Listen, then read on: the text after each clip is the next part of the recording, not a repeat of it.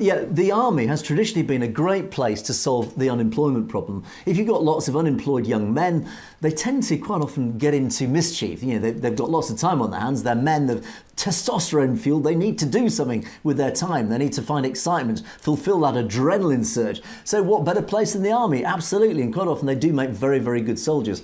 Now, the British Army does actually contain, I forget the numbers, it's about 140 odd Sikh soldiers who have served with absolute distinction. I had the privilege actually of meeting one of them in London a couple of months ago, and had a long chat with him and a really good discussion with him about Sikhs in the British Army.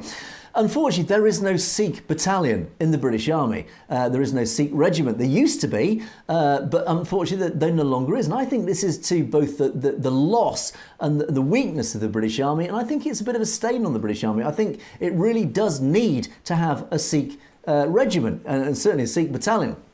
And Canada and the US, I think likewise. I don't think you do have Sikh regiments. I'm pretty sure to say you don't have Sikh regiments, but I think that's a fantastic idea.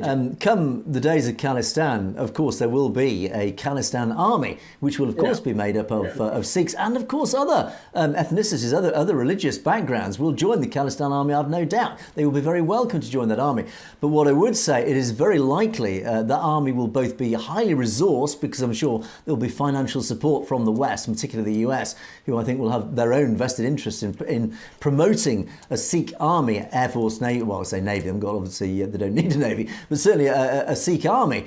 And that army is likely, because of the basic genes of the Sikh community are so inherently, have such a strong history in being a warrior race. It has a fantastic history and its background. And of course, back to the days of the Empire and how it stood up to the British Empire so successfully for so long. I think it's very likely the Khalistan army will likely be one of the most highly trained, most highly skilled and most highly effective military forces on the planet. And I would draw a parallel, to example, to the Israeli army, very small in size but extraordinarily and disproportionately powerful, well-trained and effective. I think the Khalistan army will be one of the elite forces on the planet. I really look forward to that day, James.